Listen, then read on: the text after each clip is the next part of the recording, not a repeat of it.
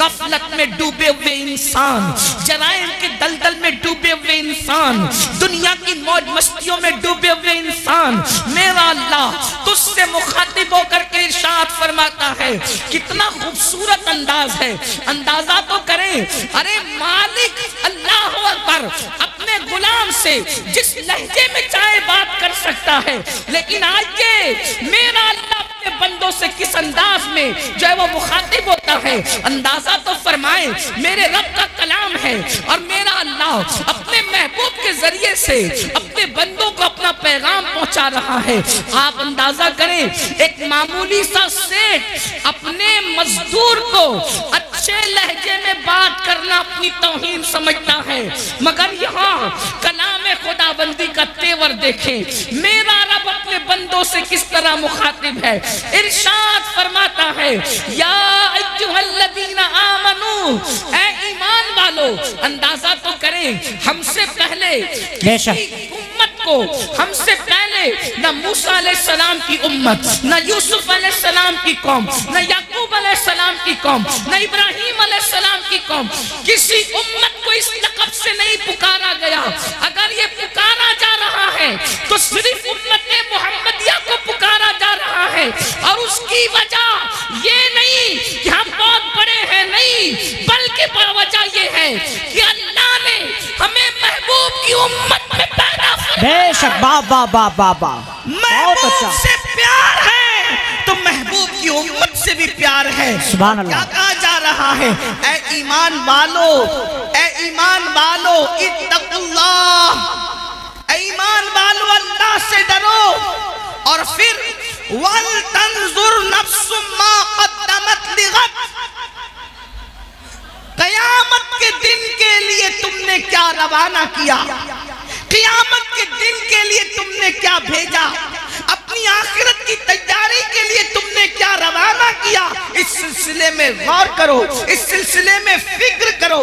اندازہ فرمائیں میرے پیارے آقا صلی اللہ علیہ وآلہ وسلم کے پیارے دیوانوں، ذرا غور تو کریں، اللہ رب العزت ہمیں فکر دے رہا ہے، مولا کریم ہمیں بیدار فرما رہا ہے، اللہ کی مشیت ہمیں غفلت سے نکالنا چاہتی ہے کہ اے ایمان والو، اللہ سے ڈرو، اور کل کے لیے یعنی قیامت کے دن کے لیے تم نے تیاری کیا کی ہے، اس سلسلے میں غور کرو، اس سلسلے میں فکر کرو۔ اور اس کے بعد پھر کہا جا رہا ہے وَاتَّقُوا اللَّهَ، اور اللہ سے ڈرو، إِنَّ اللَّهَ خَبِيرٌ بِمَا تَعْمَلُونَ، کہ بے شک اللہ تمہارے اعمال کی خبر رکھتا ہے، یعنی رات کی تاریکیوں میں جو کچھ کرتے ہو اس کو بھی اللہ جانتا ہے، دن کی اجالے میں جو کچھ کرتے ہو اس کو بھی اللہ جانتا ہے۔ غفلت کی زندگی جینے والوں، مکان دکان کاروبار پر اترانے والوں، اللہ اکبر، آئیے ہماری زندگی کی 6 منزلیں ہیں، ہماری زندگی کی 6 گھاٹیاں ہیں، ہماری زندگی کے سفر کے 6 مراکز ہیں۔ مثال کے طور پر ہمارا پہلا سفر مٹی سے لے کر خمیر تک کے تھا، ہمارا دوسرا سفر باپ کی پیٹ سے لے کر ماں کے پیٹ تک تھا، ہمارا تیسرا سفر ماں کے پیٹ سے لے کر دنیا میں آنے تک تھا، ہمارا چوتھا سفر دنیا سے لے کے قبر تک ہے، اور 5واں سفر قبر سے لے کے حشر تک ہے، اور 6واں سفر حشر سے لے کر یا تو کوئی خوش نصیب جنت میں جائے گا، یا تو کوئی بد نصیب جو ہے وہ جہنم کا ایندھن بنے گا۔ یہ 6 سفر ہے، یہ 6 گھاٹیاں ہیں۔ اب دیکھو 6 منزلیں تھی سفر کی، 3 منزلیں تو ختم ہو گئی، 3 منزلیں ہم پار کر چکے، مگر یاد رکھنا، دل کے کانوں سے سننا،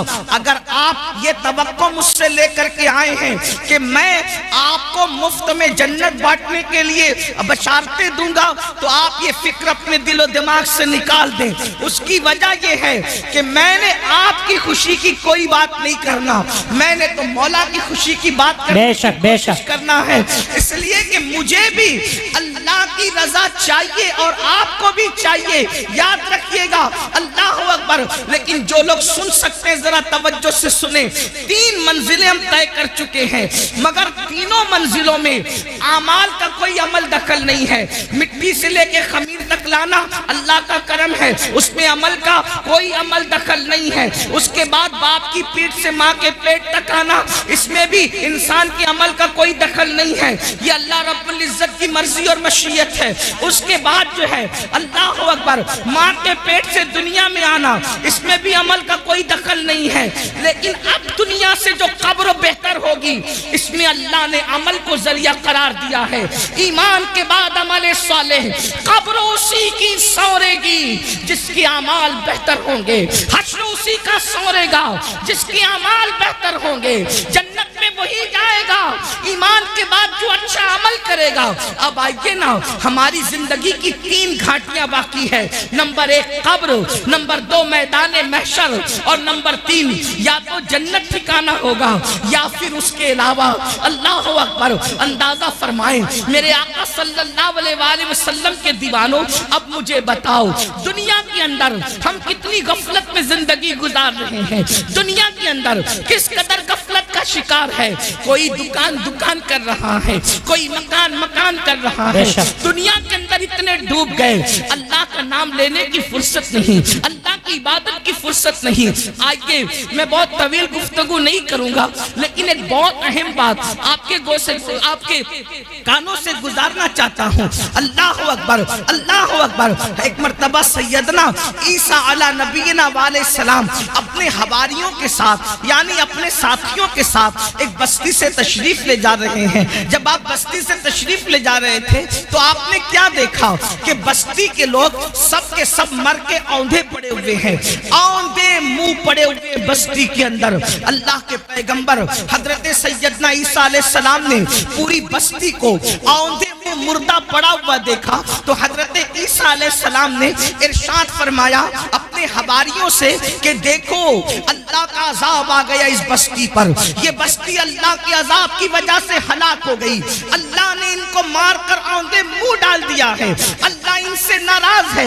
اس وقت حواریوں نے پوچھا اے اللہ کے مقدس نبی، یہ بتائیں کہ آخر کس جرم کی وجہ سے ان پہ عذاب آیا، عذاب آنے کی وجہ کیا ہے؟ تو حضرت عیسیٰ علیہ السلام نے پوچھا مولا میرے حواری یہ جاننا چاہتے ہیں کہ ان پر عذاب کیوں آیا، عذاب آنے کی وجہ کیا تھی؟ تو اس وقت اللہ رب العزت نے وحی فرمائی عیسیٰ جب رات تاریک ہو جائے، جب رات اندھیری ہو جائے تو اس وقت رات کی تاریکی میں آپ آواز دیجئے گا، آپ آواز لگائیے گا، تب آپ کو یہ بتائیں گے کہ کس وجہ سے ان پر عذاب آیا، عذاب آنے کی وجہ کیا ہے۔ اللہ اکبر۔ جب رات تاریک ہو گئی تو حضرت سیدنا عیسیٰ علیہ نبینا علیہ السلام نے ایک آواز لگائی بستی والوں یہ بتاؤ کس وجہ سے تم عذاب میں گرفتار ہو گئے۔ اب دل کے کانوں سے سننا، ایک بندے کی جو لاشیں اوندھے منہ پڑی ہوئی تھی، اوندھے منہ پڑی ہوئی لاشوں میں سے ایک لاش سے آواز آئی اے اللہ کے پیغمبر عیسیٰ علیہ السلام، ہم کو جو عذاب میں گرفتار کیا گیا اس کی 2 وجہ تھی۔ نمبر 1 ہم دنیا کی محبت میں مبتلا تھے، ہم دنیا کی محبت میں گرفتار تھے۔ آگے کی گفتگو کرنے سے پہلے اب ذرا مجھے بتاؤ یہ جو آپ کے ذہن و دماغ میں خبط ہے کہ ہم کچھ بھی کر لیں ہم پر کوئی عذاب نہیں آئے گا، یہ بات صحیح نہیں ہے۔ اللہ اکبر۔ اس کی تفصیل یہ ہے امت محمدیہ ہونے کی وجہ سے اجتماعی عذاب اس قوم پر نہیں آئے گا، یعنی پوری قوم ہلاک نہیں ہوگی، مگر انفرادی عذاب جو جیسا کرے گا ویسا اس کو بھرنا پڑے گا۔ قرآن کہتا ہے وَمَا أَصَابَكُم مِّن مُّصِيبَةٍ فَبِمَا كَسَبَتْ أَيْدِيكُمْ، کہ تم پر جو بھی مصیبت آتی ہے وہ تمہارے عمل کی وجہ سے آتی ہے۔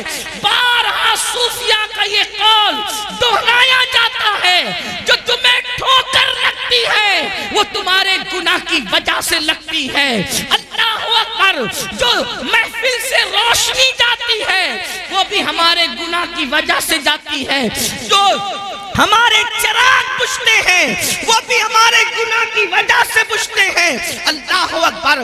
آج مجھے بتاؤ کتنے مسلمان ہیں جو سکون کی سانس لے رہے ہیں؟ ہر جگہ طوفان ہے، ہر جگہ گھر جہنم قدا بنا ہوا ہے۔ کوئی کہتا ہے مولانا بچی کو رشتے اچھے نہیں آتے، بستر پہ کروٹیں بدل رہے ہیں، بیٹیوں کے لیے تڑپ رہے ہیں، سسکیاں لے رہے ہیں۔ میں پوچھنا چاہتا ہوں مسلمانوں مجھے بتاؤ بیٹیوں کو اچھے رشتے کیوں نہیں آتے؟ ایسا کہ اللہ نے ان کا جوڑا پیدا نہیں کیا، پیدا کیا ہے۔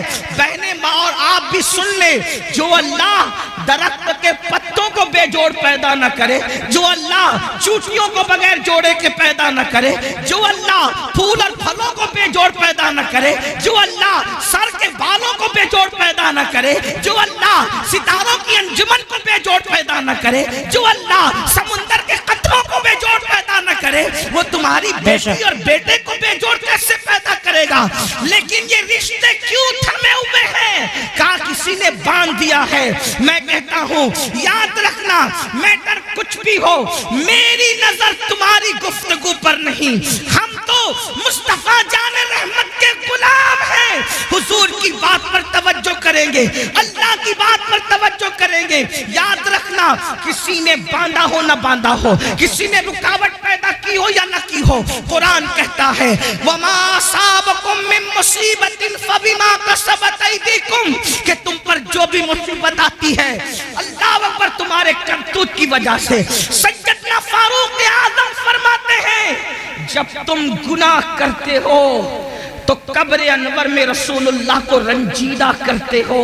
اللہ جو قوم اپنے نبی کو قبر انور میں اذیت پہنچائے وہ قوم بستر پر سکون کی سانس کیسے لے سکتی ہے؟ تم